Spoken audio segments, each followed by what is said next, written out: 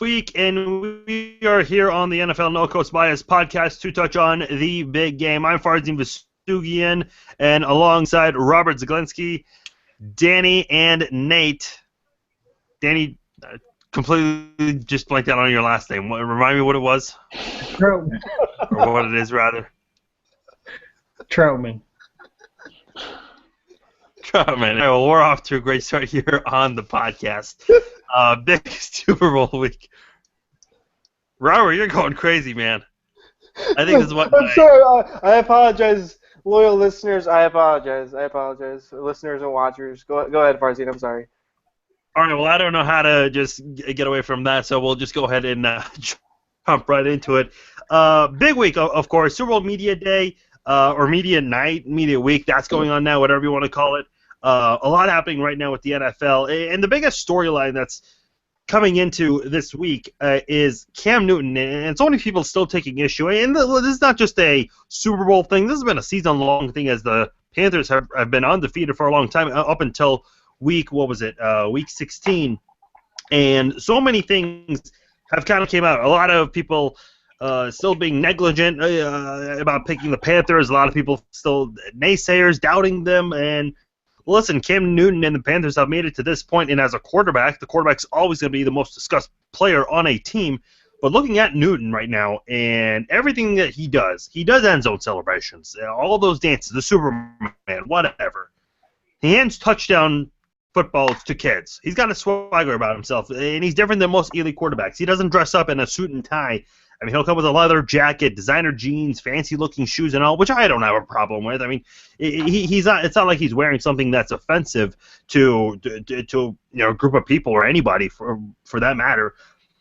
And he had a quote that came out last week that got a lot of attention, and he said he didn't mean for it to get a lot of attention. He said, "I'm an African-American QB that may scare a lot of people."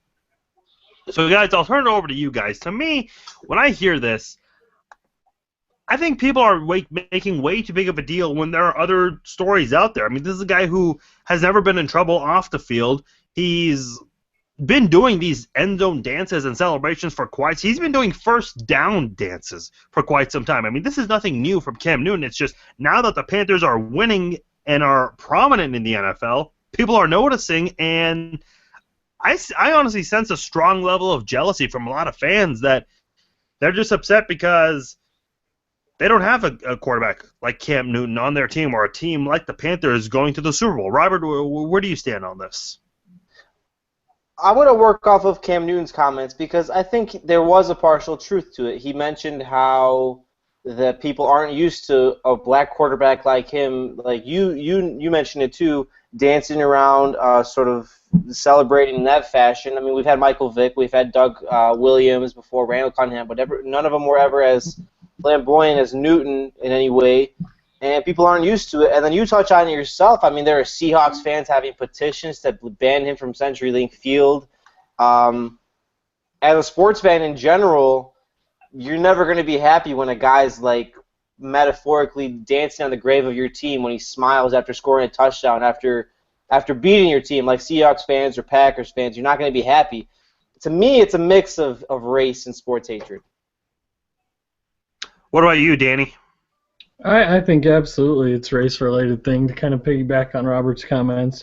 I mean, you got Aaron Rodgers who does a discount double check, right? You got J.J. Watt who does a swim move while he swims on the ground after he gets a sack. He does all kinds of goofy stuff.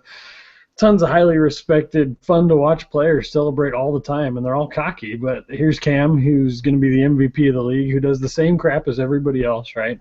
But he's basically scrutinized by media, social media, everybody, which is kind of asinine. But so really, race is the only explanation I come to. Everybody in the NFL is cocky. I mean, you can't get to the NFL without a certain level of cockiness. It's one of those tools in this case where basically you have to have that attitude to be able to strive to that level of competition. And so all players are cocky in all sports in general, but basically that's not the issue. It's not the issue that he's cocky, because they're all cocky in my opinion. So really, like Robert said, he's the most flamboyant, right? He's the shiny new quarterback that's basically he's going to win the MVP. He's the most popular player in the NFL right now, really, and so people are picking on him because he's different than what they've seen in the past. And the only conclusion I can come to is that he's a black quarterback, which is asinine. I mean, everybody else is doing the same stuff, but for some reason he's scrutinized that much more. Well, you made a really great comparison with Aaron Rodgers and J.J. Watt. And listen, we do have black players who, they perform at a high level. We've seen it in the past. We've seen it today, but we haven't really seen it so much at the quarterback position. Nate, do you think it has to do with the position that he's playing? Yeah, I think being like a quarterback, they're looked at as like the highest standard. They're most likely going to be the face of the team, so the franchise wants them to be acting proper, like as you can say, but proper can be different for anyone else. Everyone has a different personality, how they express themselves, so that Cam Newton expresses himself different than a Tom Brady, Peyton Manning would. But my whole thing about this, I think this is more just media, like conducted, put out, because the first time we heard about all this was when he first did his extended touchdown dance in Tennessee, right, and the lady wrote a letter. ESPN, all the big news media outlets ran with that. They got a lot of headlines from it, got people talking. But like when it comes down to it, I don't think Cam Newton's as hated as everyone thinks. Like right now, I think he has the second highest jersey in the NFL, selling jersey in the NFL. Everyone's talking about him on social media about how they love him. I haven't seen anyone on like my timeline for Twitter like saying anything bad about him, how they hate him. Race obviously plays a part into all of that. And that's just how it's most likely going to be with any sport. You can go down the line, baseball, football, NBA, NHL, soccer, whatever. Race is always going to play a problem. But to me, I think the hate towards him is more media conducted, especially because this past week, it's a week leading up to the Super Bowl. There's nothing to talk about. The Pro Bowl sucked. They've been kind of leading up to this all year, and now they finally have their 1 week to finally express all the hate towards him, but I think he's actually a liked quarterback. Let's talk about Cam Newton, the football player, because we all mentioned that at some point during that last segment that he is going to win the MVP this year and could possibly be the Super Bowl MVP this season. So he could be taking home 2 MVP awards in the 2015-2016 season. So this is a guy who's really getting his hand up there in the NFL. And let's talk about guys who we've seen in the past. Gosh, I don't know, 5-10 years who have been the top QBs. Manning and Brady, I think, are going to be the number 1 and number 2 guys. A majority would agree that Tom Brady would be number 1, Peyton Manning number 2. You can throw Drew Brees' name in there, Aaron Rodgers. As far as number 5 goes, I think that's a toss-up. Maybe a guy like Phillip Rivers statistically because he's so good. Eli Manning maybe because he's got a pair of Super Bowl championships. Roethlisberger, yeah, you mentioned those guys. But let's say, realistically, we know that Peyton Manning and Tom Brady are going to be retiring very soon. Peyton Manning as soon as this week. We'll touch on that later. But Brady probably within a year or two.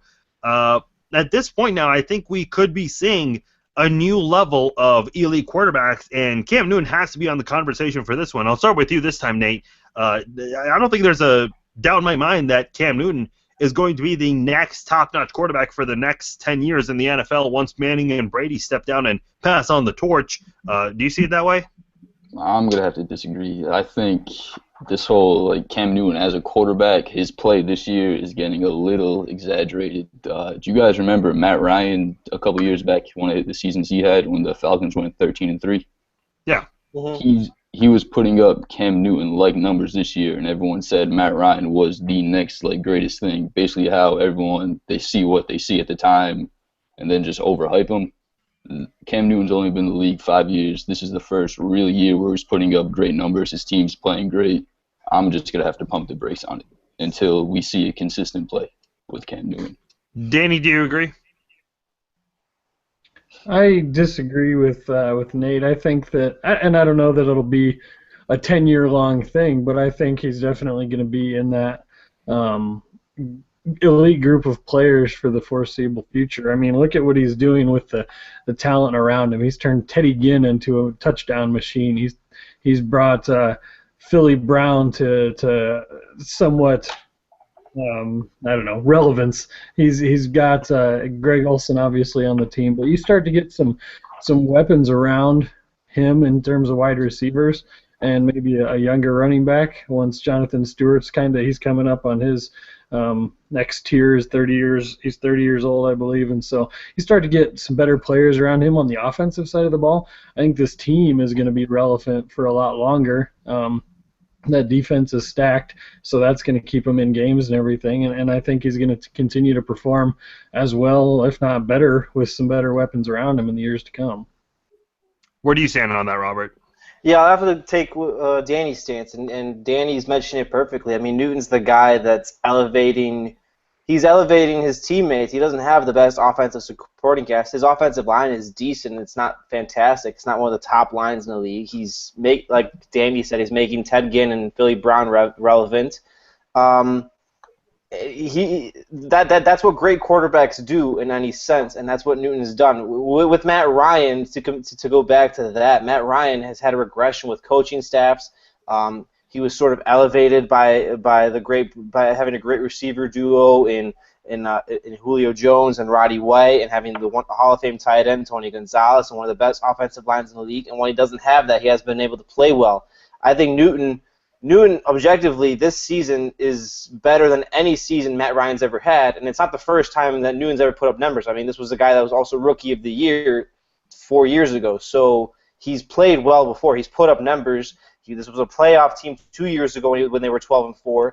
They were a playoff team before, and they've all been on the backs of Newton. I completely disagree with that sentiment. That being said, I don't think he's the clear-cut favorite. I think he's in the conversation, like you guys are saying. You have Russell Wilson, you have Aaron Rodgers, you have Cam Newton, whoever else you want to lump in there. Those are probably the guys you're looking at as the next Brady Manning is just maybe a trio now. Well, we all disagree with you, Nate, but before we move on, I want to give you a chance to defend yourself or your explanation. Is there anything you want to add on before we move on? No, I just think like everyone nowadays just gets too hyped up on a player after they have one or two. Well, not one. I'll say two. Like after they have one season like this, and then I just want to see them do it more consistently. Like Cam Newton, he won Rookie of the Year. Like, it's his first year. But other than that, he really hasn't been a quarterback we've talked about as being one of the best. This is the first year he's done it. I'd like to see him do it more until we actually put him in that category. Well, we did the same with Matt Ryan. And we saw how that worked out. We know someone who's been doing it at a high level for a very long time, and that's Peyton Manning. And the thing about Peyton Manning, and I was just looking this up before the show, he's a great regular season quarterback, and I'll be willing to say that he's a better regular season quarterback than Tom Brady. He's the best in the NFL ever. But when it comes to the postseason, Peyton Manning has suffered plenty of early exits. And you look at his record. He's got a 13-13 record in the postseason. So this Super Bowl, it'll very likely define whether he has an above 500 or a below 500 postseason record. And a lot of people are talking about how this is going to be his last game. He went up to Bill Belichick, and the microphones picked him up saying, hey, look, this might be my last rodeo. He went on, there are reports saying that he's told family members that this is his last game. Eli Manning was asked about this in the Pro Bowl this past Sunday, but of course he was vague about it when he's on the spotlight like that. But of course reporters are doing what they've got to do and ask those questions. But as far as Manning goes, he obviously needs a Super Bowl because the last time he was in a Super Bowl, the Seahawks completely destroyed him. That didn't even look like Peyton Manning. This season, Peyton Manning has not looked like Peyton Manning. Now, in the postseason, he hasn't necessarily been great, but he hasn't been horrendous like he was in the regular season. This is a pretty big Super Bowl for Peyton Manning. He would like to end his career with multiple Super Bowl victories and try to get over not only those early playoff exits, but also have multiple rings, just like some of the other greats. And look, not every great quarterback has a championship. And let me just say this, not every great athlete in any sport has a championship. I think the most notable one that comes to my mind, Dan Marino. I think he's had that unfortunate bad luck of not being able to win the big one, but does that mean he's not great? No, not at all. No one's discounting him for that at all. I'll go to you, Danny. What's your take on Peyton Manning and his legacy in terms of championships and his career? I think his legacy is that he's a great QB. I mean, you can't take away anything from him. He owns a ton of passing records, all-time leading touchdown passes. Bronco fans are basically going to, Bronco and Colt fans, Peyton Manning fans are going to keep him in the conversation as one of the best of all time. I don't think that he needs to win to validate his career per se. I think Peyton Manning fans will use a win if they get one to validate his career and say, look, he won that Super Bowl.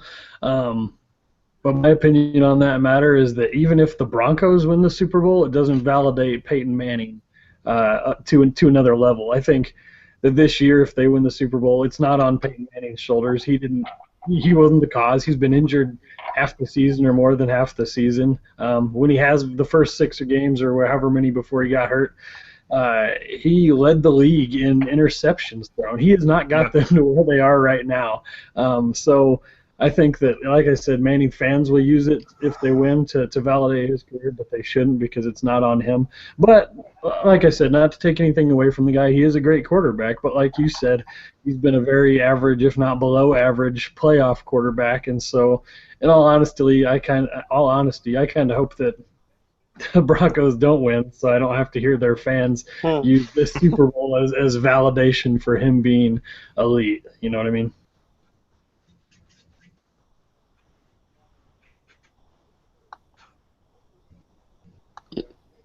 Uh-oh.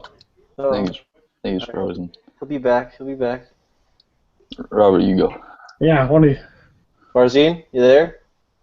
All right. Well, All right, I'm here. We're good. I think I heard everyone come back now. Nate, are you still there? Yeah, we're still here. We're all here. You weren't. You were gone. Hold on. I think I heard Nate. Yeah. Yes, you did. Okay. Well. No, he doesn't know we can hear him. Wait, are you there? Yeah. I'm here. Do you guys hear me? Yeah, we hear you. Okay. All right, I'll go. Okay, all right. We had a little technical difficulties. Go ahead, Robert. Go ahead. The original question, since we just lost it, what do we think Peyton Manning's legacy is? Is that the original question? Yeah. Yeah. Okay. I'm with Danny. I don't think winning this Super Bowl validates him unless he somehow throws for 400 yards. Because if the Broncos win, it'll be the backs of their defense. But Colts fans and Broncos fans and Peyton Manning fans are going to use it in that fashion, as well as other big media outlets. In my mind, though, I mean, I still have to go with that hot take media aspect where he's just one of the greatest regular season quarterbacks. If you look at the big games he's played in and the big postseasons he's played in, I mean, the postseason he won the Super Bowl in, he threw 3 touchdowns and had 8 interceptions. If you look back on statistics. And he didn't even play really that great in the Super Bowl. The opposing offense he was going against was led by Rex Grossman, so he didn't have to do as much work. 2009, he obviously has that famous pick, the Tracy Porter, against the Saints, even though the Saints were likely a better team.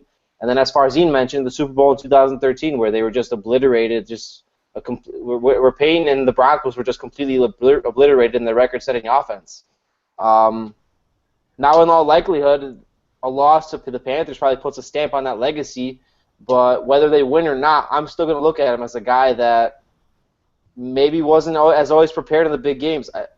I think a lot of I can't remember the analyst who once said it, but they criticized Peyton basically for being a guy that would study the game through and through, have all the audibles ready, as he's famous for with his Omaha, and have all the preparation studied for. But when it would come playoff time or a game against like a big team like New England, they would change it up on him.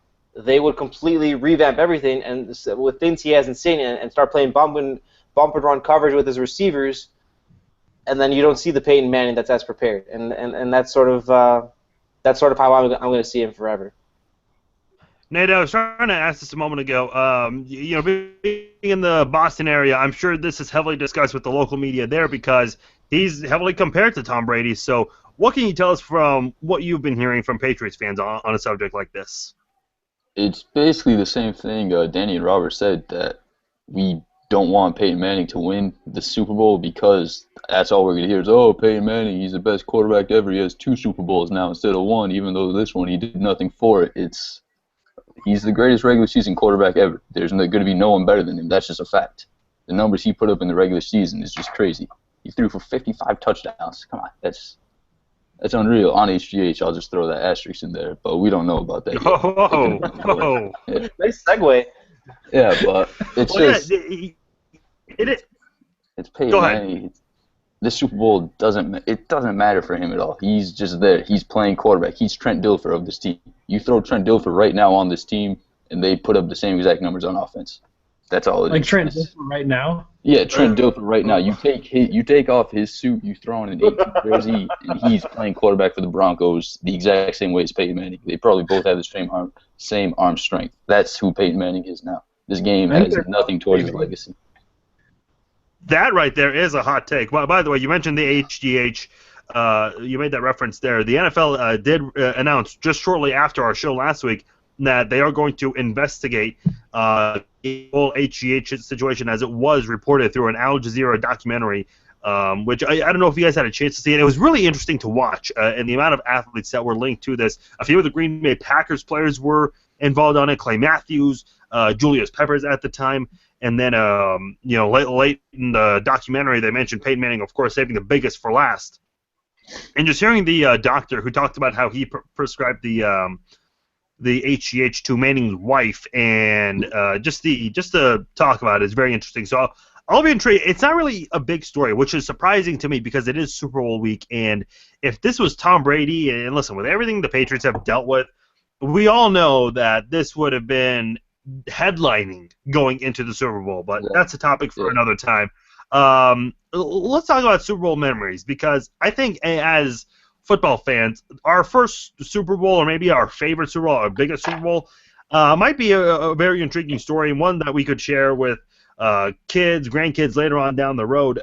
For me personally, I got into sports at a fairly late age, which surprises a lot of people when I tell them this. But the Super Bowl between the Patriots and the Rams, which I'm sure little Nate had a joyous time watching that one. I knew nothing about the Rams or the Patriots going into that game.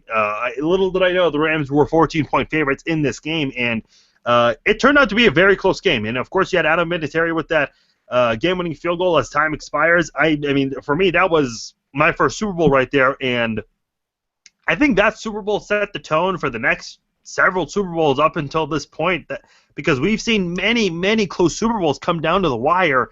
We have seen some Super Bowls come down to the wire in the past, but not so much like we've seen since Super Bowl 36, and that's really kind of been the epitome of Super Bowls lately. Just Super Bowls coming down to the wire. We've had a couple one-sided Super Bowls, but for the most part, they've all been very close. So to me, that's my biggest Super Bowl memory, is that first one right there that I experienced.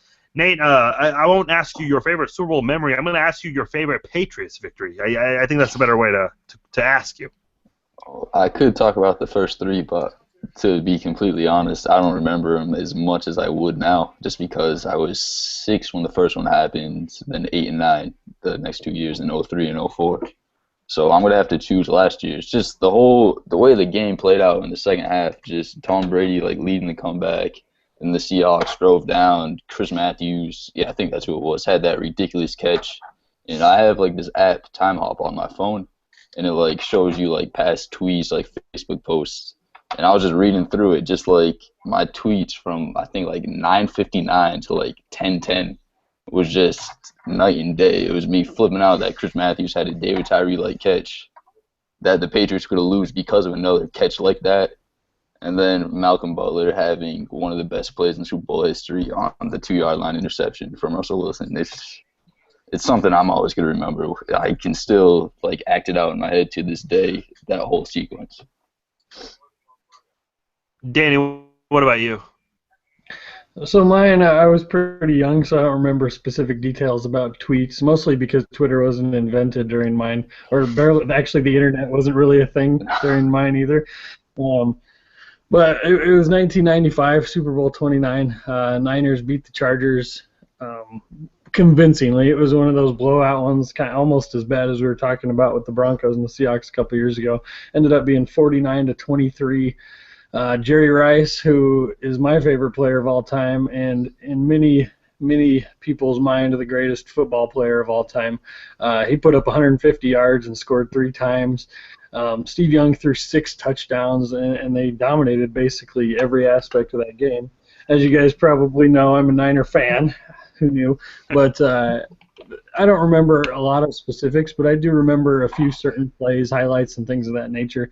I mean, I was 9 when that Super Bowl took place, but really that's what kind of turned me into an NFL fan and turned the 49ers into my favorite team. So since then, I've been a 49er fan for the last 21 years, but that was kind of my first memory of a Super Bowl, and it basically shaped me into a 49er fan, which I've been for this long. So that's my Super Bowl memory. See, I've never even seen the Chiefs in the Super Bowl. The only 2 times they were in, it was Super Bowl 1 and 4. So I wasn't even made at the time. So, but with that, sure. Uh-oh. What's that? Robert, what's your Super Bowl memory? Oh, okay, yeah, no, you cut out for a second. No, I got into sports when I was around 12, but I wasn't as like dedicated or like into it as I am now. So when it was around like 2008, 2 years after I started really watching sports, the Steelers and Cardinals. Danny, to be fair, Twitter wasn't around in 2008 either, so I'm in the same boat as yours. But anyway. MySpace was. MySpace was still a thing. Tom, if you're out there, I guess you're really successful, man. But anyway, yeah, Steelers Cardinals, like that was the game that sort of cemented football for me. I'm not a fan of either team. I don't really like either team objectively, even though I would love the Chicago Cardinals, as we talked about a few weeks ago. Anyway, I'm not a fan of either team, but I just remember all the iconic plays. I remember the redemption Kurt Warner story. I remember James Harrison's 100-yard interception return. I remember Larry Fitzgerald streaking the entire field in the fourth quarter. I remember Santonio Holmes' crazy catch, tiptoe catch in the end zone. Just a lot of swings and turns, and that's sort of the game that like really brought me into loving football.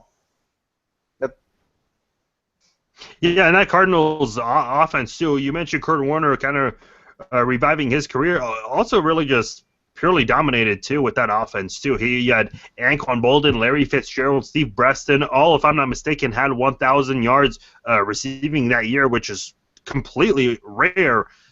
Even for the best kind of offense to have 3 1,000-yard receivers. Guys, we'll get to our Super Bowl picks in just a moment, but a couple of non-Super Bowl related news that I want to touch on real quickly. These three pieces of news. We'll start with this one. This is a complete bombshell with Calvin Johnson set to retire at age 30. And listen, we saw this last year with the 49ers.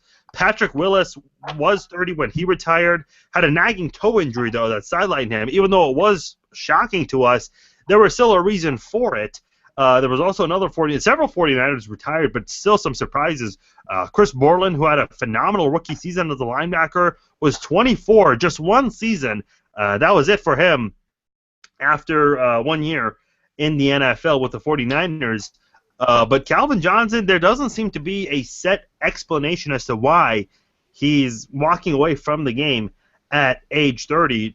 Robert, I'll go to you first. I mean, what's your biggest takeaway on this? I liken it more to Barry Sanders. I mean, Barry Sanders walked away from the game because he just didn't feel it as much anymore, and everyone makes the logical assumption that because the Lions weren't winning, a great player will feel like his time is being wasted if the team around him can't be built effectively. And in Johnson's, 8 seasons? The Lions went to the postseason twice and were one and done. I believe they were a wild card both times. They lost to the Saints the first time in a blowout, and then they lost to the Cowboys last season. So they weren't a consistent winner by any means, and that got to a guy that should be by all measure considered one of the greatest receivers ever. I mean, a physical freak. The second Randy Moss by all measure, just bigger, stronger, and faster. I mean, it goes to show you that Jim Bob Cooter really can't do all the work in keeping a guy there. The greatness of Jim Bob Cooter can't do all of the work to keep Calvin Johnson there. I think the Lions will probably be fine moving on because they have Jim Bob Cooter. But it's sad for me. It's sad for me as a football fan to have Calvin Johnson walk away. But I'm also happy because now Calvin Johnson isn't going to be terrorizing my Bears. So it's a give and take.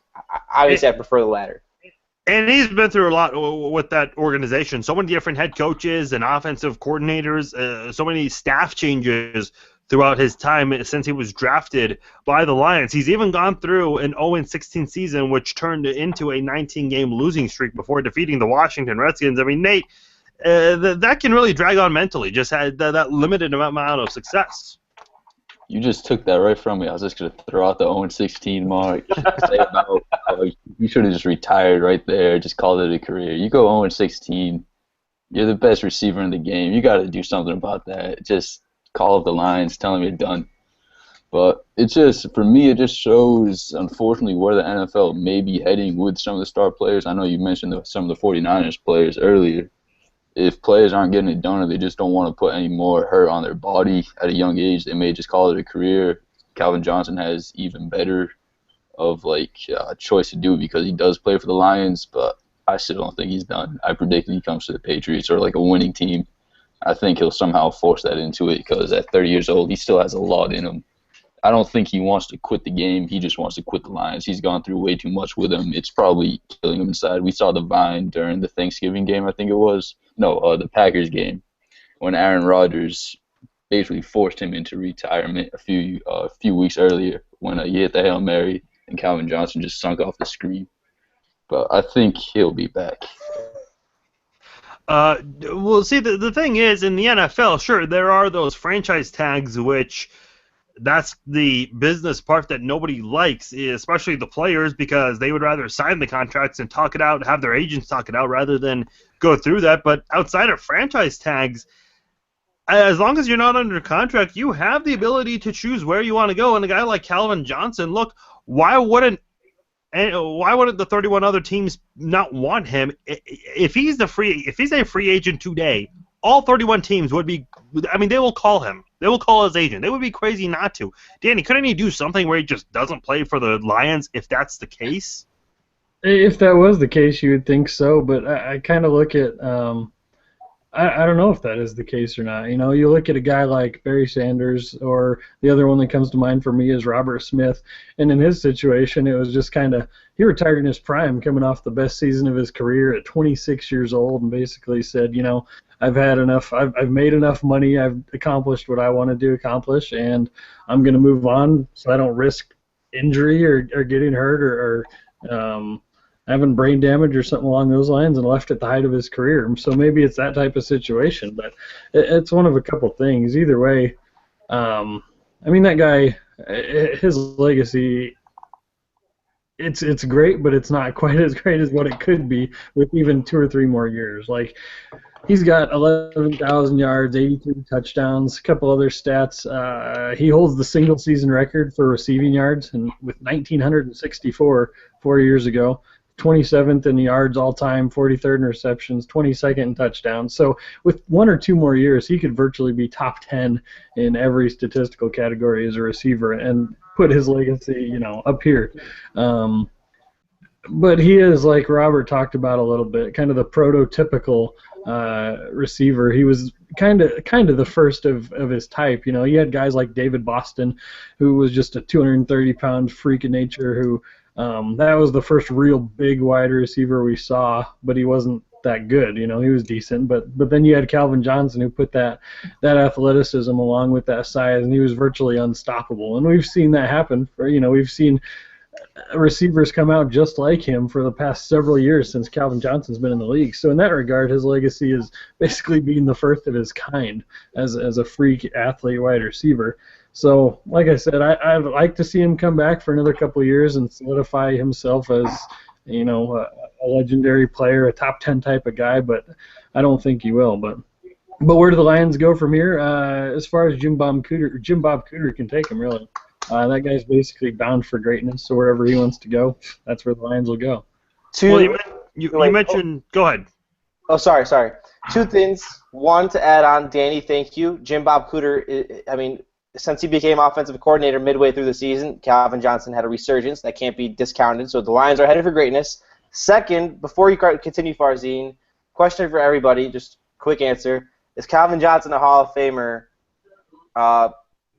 if he retires, if he indeed does retire at this point? I think so. I mean, I don't think you have to be dominant throughout your entire to be a Hall of Famer. I think not having postseason success that may hurt him, may hurt his chances getting in.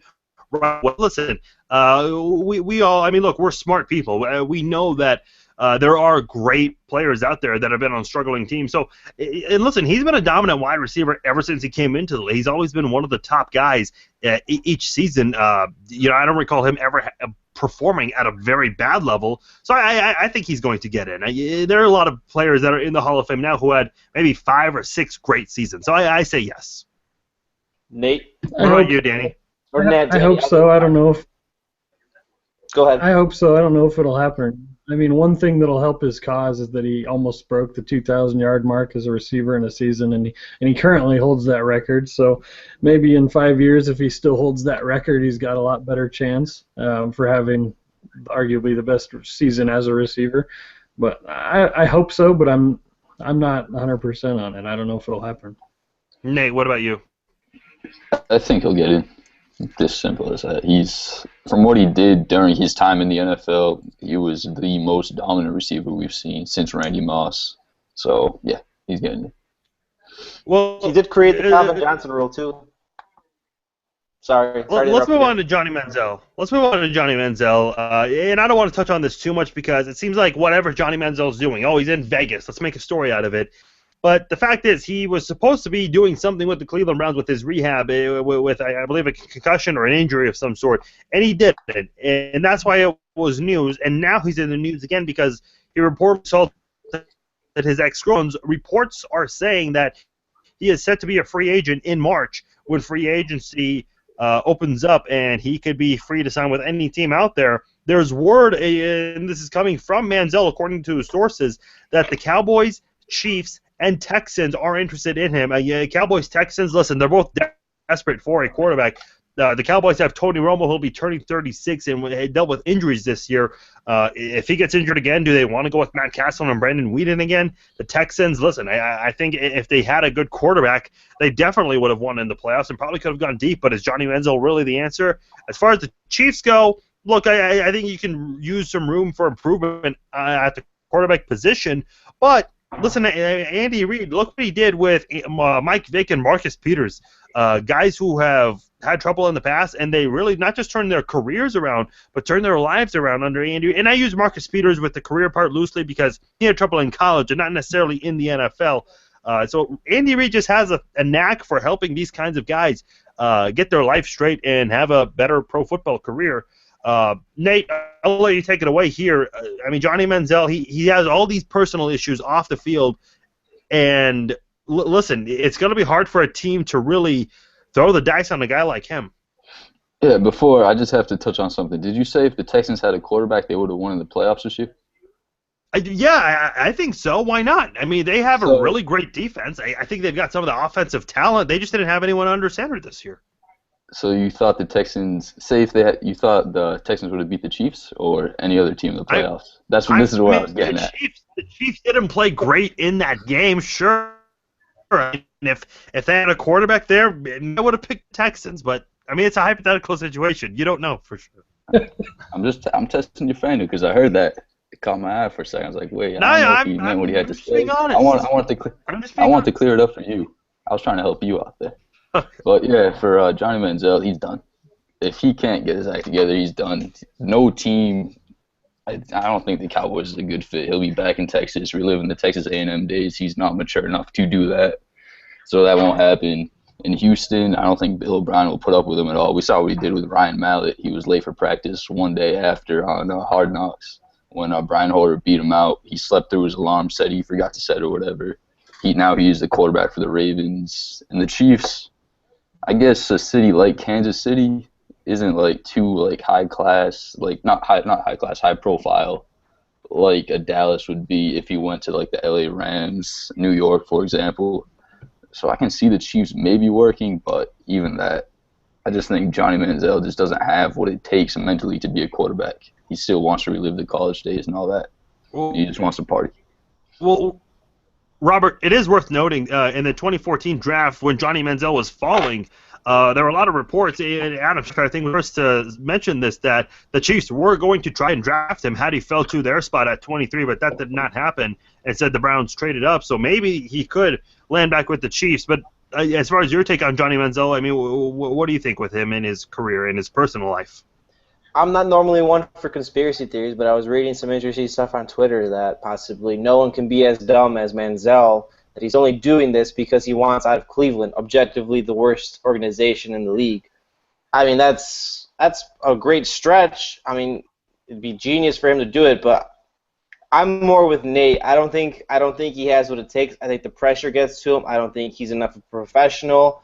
There are plenty of guys in the league that we won't hear about that that party even the night before a game, but when it's time for business, when it's time to be ready to play, and when it's time to be ready to perform, they still do in some fashion, and Manziel doesn't, by all accounts that we've heard. As far as any team signing him, he's not really. I don't think it's really going to be any different. I mean, Andy Reid, you mentioned Andy Reid, and Nate touched on it as well, being a fit that could reform him. But a guy has to want to reform, and I just don't necessarily see it. I mean, how many times have we seen him arrested for a DUI or partying? I mean, he's a borderline alcoholic. I don't think that's a hot take. I mean, that's what the NFL media itself portrays him in that light. A change of pace isn't really going to change him. Johnny Manziel's done in the NFL.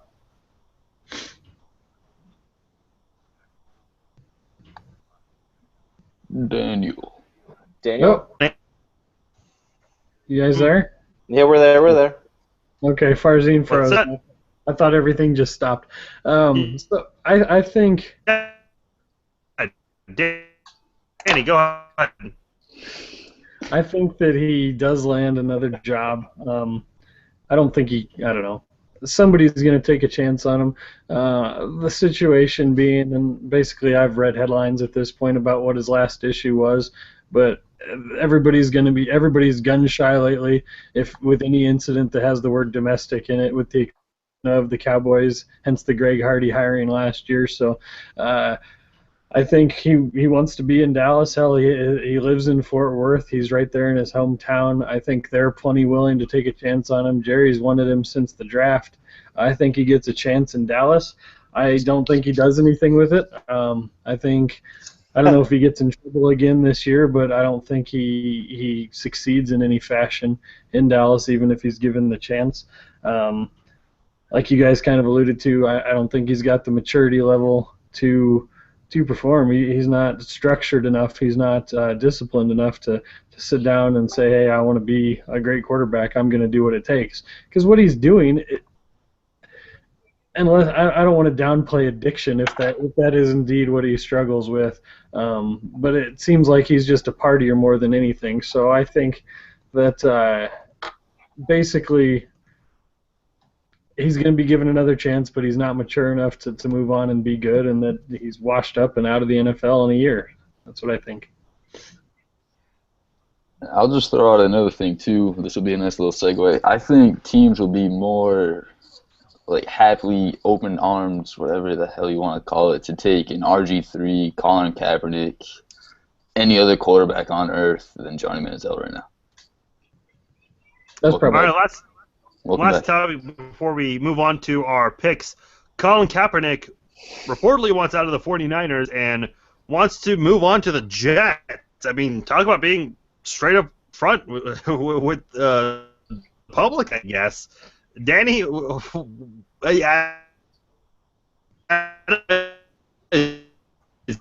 this a Chip Kelly thing? Does he want to be? What's your take? I don't know if he even heard me. Robert, did you hear me? I heard you. I heard parts of it, but I think I know what you said. I think that he wants out probably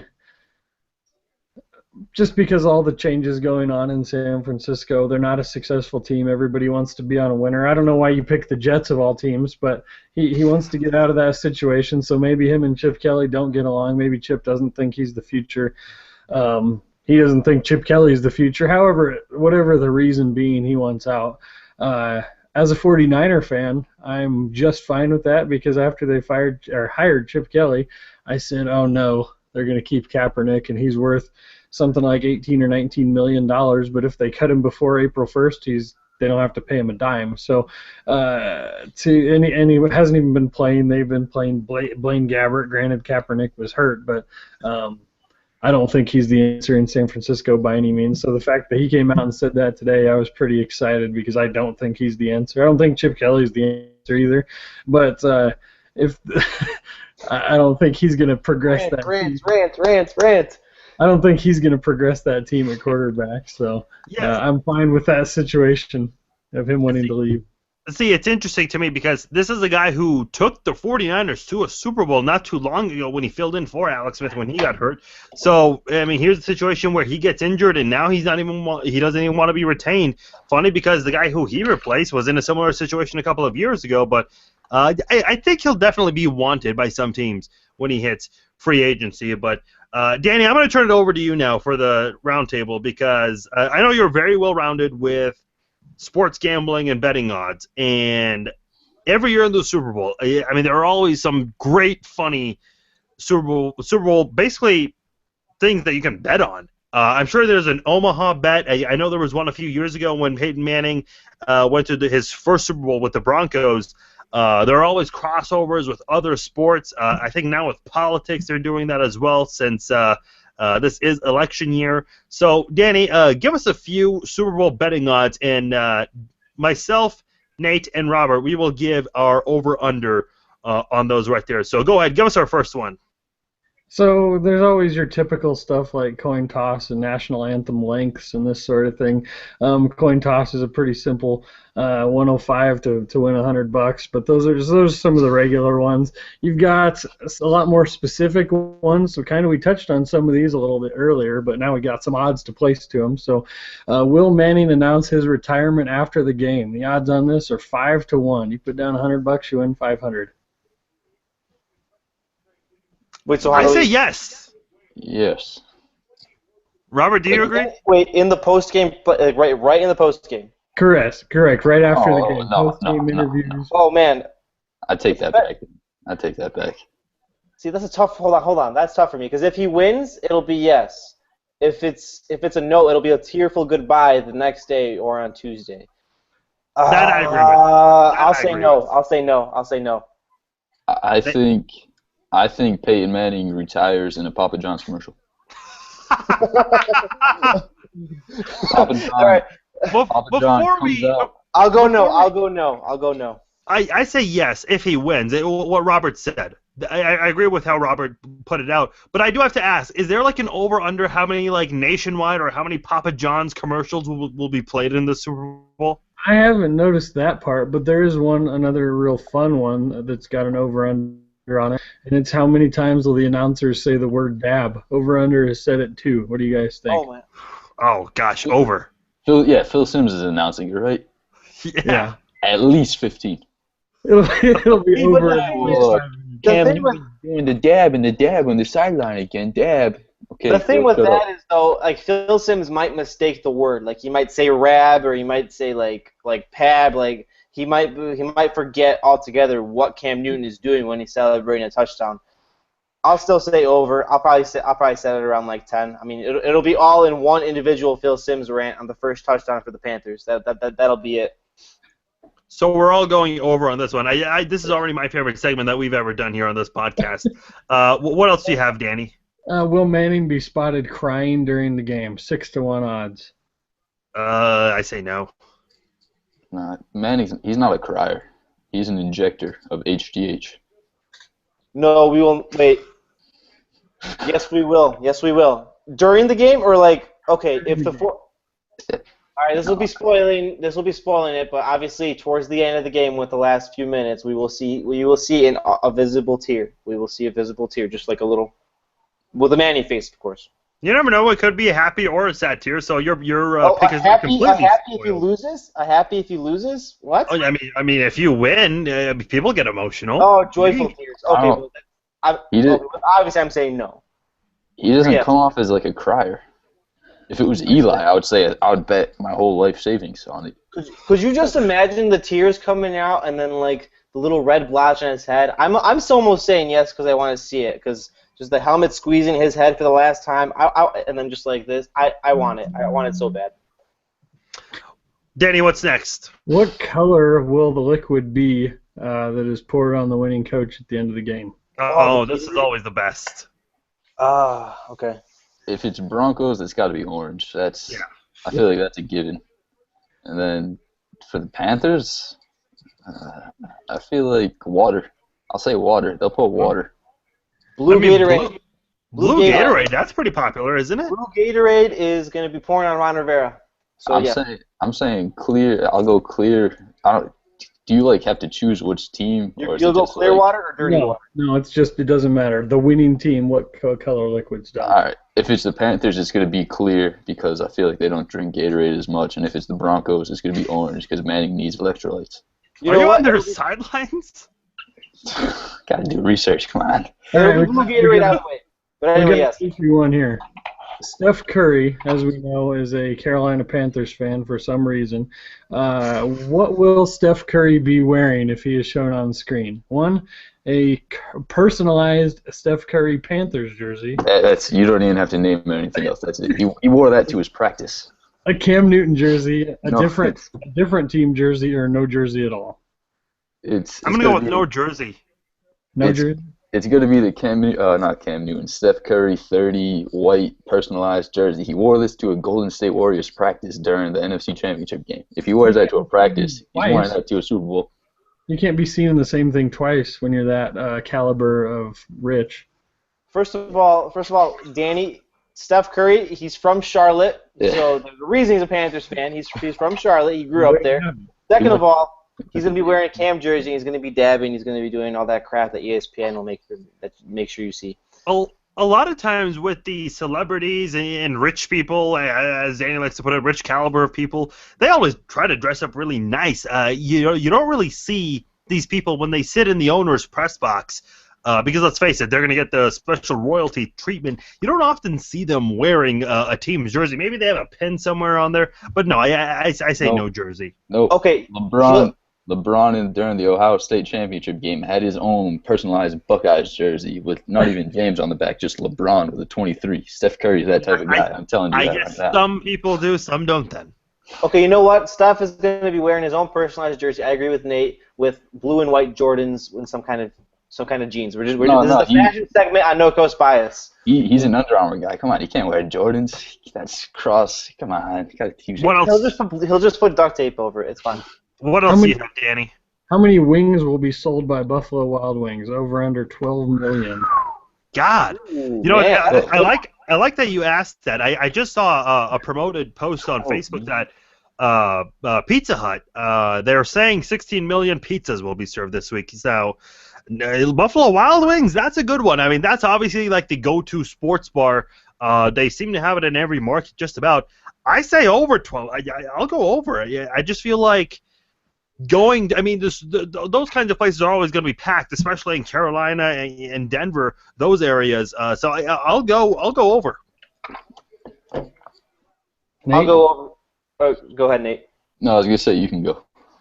I'll go over too. I mean, it's our biggest sporting event. We're the fattest country in the world, so I mean, it goes without saying. I'm probably gonna have some wins too, so I'll go over. Way over 12 million. It's gonna be over, but Buffalo Wild Wings is the most overrated wing place in the world. Wingstop's better. Wingstop is better. Exactly. I had a Wingstop like right near my hometown only for like a month. It was the best month of my life. All right, I got two more. One of my favorites. Will Mike Carey get a challenge wrong? 11 to 10 odds. It's basically even. Basically, they have to go to him on a replay, and whatever his decision is it wrong? Yes. This is going to be great. You know people are going to have fun with this. I say he gets a call wrong. Yeah, I mean, he's been wrong quite a lot lately. Yeah, I mean, they just go to commentary for everything now because, like I mentioned on a previous podcast, when you have a 12 o'clock game, there's so many other games, and he's actually pre-recording some of his segments. You can tell with the dialogue. But now, because there's only one game at a time happening, he basically comes in on the spot. I say he does get a call wrong. Nate? Robert? I say he doesn't. I think he gets it. Okay, okay. 2 challenges, and I think they're too obvious for him to screw up. How many Mike Carey games have you watched all year? I know, but there's not always a controversial replay. Okay, so. I'm gonna say yes, and I'm gonna add on to it that it's gonna come on a game-ending or really controversial play that everybody's will talk about for a week. So it's gonna come on like in an even bigger moment. So yes. Exactly. I say NFL is going to somehow draw out all these like challenges, whatever, get some more commercial time. You know, they need money. I'll even add on it further. The NFL will release a statement talking about Mike Carey, about his call for steering America the wrong way to who actually won the Super Bowl. Like we'll go with that. See, it's so interesting. I would have loved to see Mike Carey when the David Tyree catch happened because oh my God. I mean, can you just imagine like how long he would have been on the mic for, basically? See, I'm kind of wondering if he's gonna be there. Well, see, I was thinking about why not having him on site in San Francisco, but I guess he'd like to have the luxury of having TV. So you kind of do have to see that when you're looking at replays. So scratch that idea, but nonetheless, it's going to be interesting. I actually want to see a crazy call happen in the end because I know Mike Carey's going to just take over the Super Bowl and take away the microphone from Nance. Oh, come on. He may not answer it. He may just be like, oh, no, we're having troubles getting to Mike Carey, and then he's just gone. Could you imagine him talking to Joe Buck during that Super Bowl? Joe, we're not sure if Tyree pinned it to his helmet. I think no catch. I really think no catch. I saw the replay. I know there was air between the ball and the ground, but I don't think he got it. Could you imagine that? Danny, continue, man. Flukiest prop bet, the last one, and I want to preface it by saying that the odds are way too low. Like I said, this is a huge fluke bet. 10-1 odds that there will be an earthquake during the game, and they say that the broadcasters actually have to mention it. Oh my God! Wait! Are we talking like 1989 World Series or just like a small tremor? It doesn't matter. Any kind of earthquake? If you hear an announcer say, "Hey, I think there's an earthquake," that's all. Yes. Phil Simms, he's gonna hear the crowd noise. Oh, it sounds like an earthquake out there. Yo, Phil, I don't think that's how that works. But yeah. I don't know if that flies or not. Announcer must indicate there was during a live broadcast. Okay, so it'll only be Nance. Yeah, it'll only be Nance. Tough call. It's tough. I say there will be an earthquake. It's California, so I say there will be some kind of earthquake, small, and the announcer will indicate, and Jim Nance will indicate it like in the pre-play or something.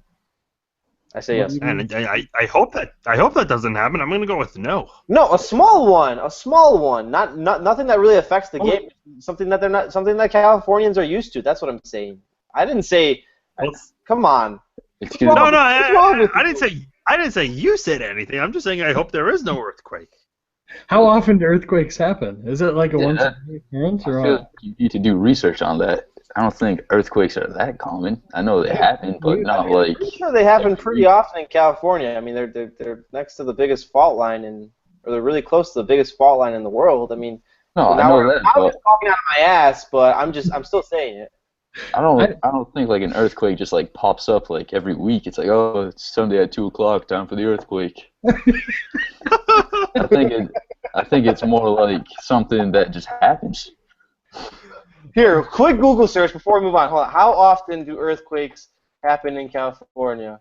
I mean, there's not going to be like a San Andreas deal with that film that came out last summer with Dwayne Johnson. No, you don't want that. I was thinking more of what Batman was it?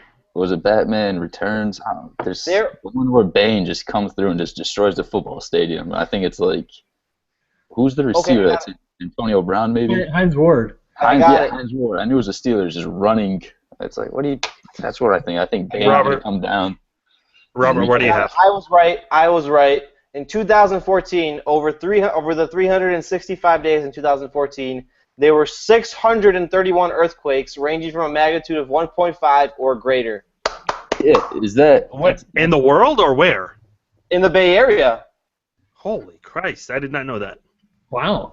So Even little mini tremors. So in like a 4-hour time period, the odds are actually pretty good. So maybe the 10-to-1 odds thing is all right. Maybe. Okay. I still say no. But Danny, do you have any more left, or is that it? That's all I was gonna run through. I could do it all day, but One more really good one. One more funny one. Come on. you want one more? Okay, let's. I see. think we could do an entire podcast on this. Unfortunately, we can't. But let's do one more. This One one more we funny actually have to. Long ones here. So Make it really good. This one we have to bet money on all of us. okay. All so, right, I'm done. So I'll skip the political ones. How about this guy? Cross sports prop bets. What will be higher?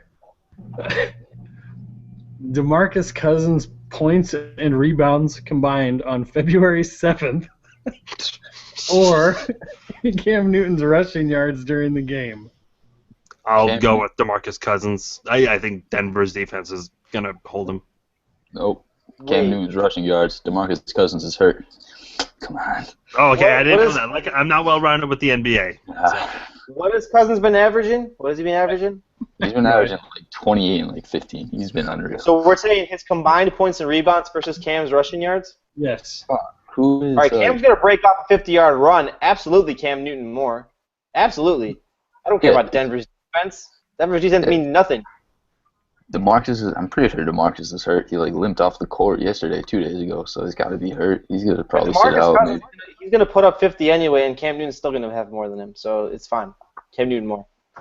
All right, guys, let's go ahead and move on. Final segment of the show. We'll give away our picks, predictions, and we'll each pick a Super Bowl MVP. I'll go and start off here. I think it's actually going to be a low-scoring bout between these two teams. I think both defenses are very good at this point. Peyton Manning hasn't necessarily been great. The Broncos haven't necessarily been dominating in their playoff wins. They are finding a way to win each game. But to me, the biggest difference maker, and we saw it with New England and the way they did it, or against New England, I should say, that Denver defense, to me, is really impressive. I think they can do a lot of big, special things, and I think Carolina is capable of it as well. Jared Allen, I know I read on Fox Sports that Jared Allen was his broken foot, so he's going to be trying to play in this game. They're also dealing with an injury with a linebacker we discussed last week on his name escapes me right now. Thomas Davis. Shaq Thompson, I think, has been shining. Luke Kuechly, I know, is a big factor on that defense. And then you've got some good guys in the secondary. Cortland Finnegan, Roman Harper, Kurt Coleman. He's really come out of nowhere and has played well. Josh Norman got his first Pro Bowl bid this year. I think both defenses are really good. I think this is going to be a defensive game, but I think it's going to come down to who has the better defense and which quarterback can limit their mistakes. Crazy enough, I think Peyton Manning makes more mistakes, but I think that Denver defense bails him out quite a lot in this football game. So I think it's going to be somewhat of a sloppy offensive fest here. I say Denver comes away 17-14 in a low-scoring game, and they will walk away as Super Bowl champions. And as far as my MVP goes, I'll go a little biased here. Well, actually, I was going to say Chris Harris, but listen, I'm a big fan of pass rushers. I think pass rushers do change the game, so I'm going to go with Von Miller, actually. I think Von Miller will be the MVP in this game. Robert, I'll go to you. There's the whole story. We talked about it the entire podcast. We talked about it the entire season. Peyton Manning's swan song, his redemption. But this has been Carolina's season. This has been their coming out party. The 15-1, wire to wire, the best team in the league all year. Number 1 in scoring, number 3 defense, number 1 in scoring offense. I apologize. Number 3 in overall defense. Cam Newton's going to be the MVP, or rather, he's going to be the regular season MVP. And I look at 3 factors when I look at who wins the Super Bowl. Who has the better defense? Well, Denver has the number 1 defense, but it's not in any way historic like Seattle's was in 2013. While Carolina has the number 3 defense. So that's a wash. Coaching matchup, I guess you could really call Ron Rivera and Gary Kubiak. I mean, that's a wash too, really. Not really. They're both decent enough coaches. And then quarterback. Who has the better quarterback play? Peyton Manning, as you said, Farzan will probably make some mistakes, and the Denver defense may bail him out. But Cam Newton's the better player. Cam Newton's the guy that's elevating his team. And the Panthers will win the Super Bowl 26-18. Cam Newton, Super Bowl MVP. Nate, who do you have? I'm going Panthers. I don't think the Broncos offense is going to do much against that defense. The Broncos defense will give the Panthers some trouble, but I think just the way the matchups will play, the Panthers will be able to overcome that. Trying to think for the Super Bowl MVP because I don't want to go quarterback. That's just a normal pick. It goes without saying. I mean, that's an obvious one, yeah. Yeah. Get back to me on the MVP. But right now I have the Panthers winning 30-19. 30-19. Right. Danny, what about you? I do want to point out that in our pre-playoff podcast, that was some alliteration there. Our pre-playoff podcast, I picked Denver versus Carolina, and I picked Carolina to win. I'm going to stick with that today. Panthers win it. I think. Wait. No, you didn't. You picked the Broncos to win the Super Bowl. No. Was it? Okay, well, I'll have to check up on that. Continue. I'm sorry to interrupt. Well, let's go to Mike Carey on this one. Mike, who's right, who's wrong? Well, you see, Danny said something, but Robert said something else. So, yeah, I think they're both right on this one. Back to you, Phil. All right, Danny. I'm sorry. Danny, I'm sorry. Continue. Good one. So, I think basically you plug in a replay of the Broncos' huge loss from 2014. That year, the Seahawks had a dominant defense and a capable offense, similar to kind of what Carolina's got going on this year. Seattle destroyed Denver in all the aspects of the game. Manning couldn't do anything against that defense, and that was when his arm was decent. Now it's not decent. He's got a noodle arm. And the Broncos haven't looked anywhere near as good as they looked in 2014 leading up to that Super Bowl. Carolina's defense is solid. The Broncos' offense hasn't showed that they're very capable on offense. I think Denver's defense is the best in the NFL this year, so they are more dominant in that aspect than they were a couple of years ago. But I think what Cam brings to the table is just too much. It's unique. He's got a unique skill set. You have seen quarterbacks that are capable of running, but I think he's a little more capable than some of the others. I think they'll be able to put up points. I say the Panthers win big. The Broncos defense will give up the most points it's given up all season, and they'll continue to not put up very many. So I've got Panthers 37-19. Cam Newton, NFL MVP and Super Bowl MVP. Nate, have you decided on an MVP yet? Yeah, I was doing some exclusive research. There's been like a quarterback MVP besides since 2000 every year, besides like 03, 01, 06, 05, and 09, and Malcolm Smith. It's been about half the years. Yeah, it sounded much worse. There's been like a quarterback. Mike Carey, can we get a ruling? Mike Carey? Yeah, well, you see, Nick said here was the way it adds up. Since 2000, the quarterback's been the MVP 10 years. And that's just one. That's what I was trying to get to. But the way I said it made it sound like literally every single year. It's been everyone. Who's your MVP? Who's your MVP? Luke Kuechly. I'll give it to a defensive guy. Luke Kuechly. I say he basically gets the MVP the same way Malcolm Smith did against the Broncos 2 years ago. He'll get the little pick six duck shot out of the sky, running back, hopefully run over Peyton Manning. Yeah, Luke Kuechly MVP. All right, well, you heard it here. I'm Thanks, going Mike. with the Broncos. The rest of you guys going with the Carolina Panthers. It should be a fun Super Bowl. I think there are some good matchups to really look forward to. And I think at the end of the day, there are going to be so many storylines out of this, regardless of who wins. I think there can be a lot said about Cam Newton and his future and the Panthers' future going down the road if they win. And then if the Broncos win, of course, a lot's going to be made about Peyton Manning. And I think things get pretty interesting because he will retire. And Brock Osweiler, he's a free agent right now. So the Broncos, listen, as great of a defense they have, you've got to have a quarterback in this league. So I think a lot could go down. And that, of course, is a topic for another time down the road, which we'll get into in our off-season podcast. But nonetheless, that'll do it for this edition of the NFL No Coast Bias podcast. We'll be back next week to recap the Super Bowl, the big game. We'll also touch on funny commercials. We'll give our takes on those right there And then, of course, any big news that comes out of Super Bowl week. Until then, we will talk to you next week. Take care.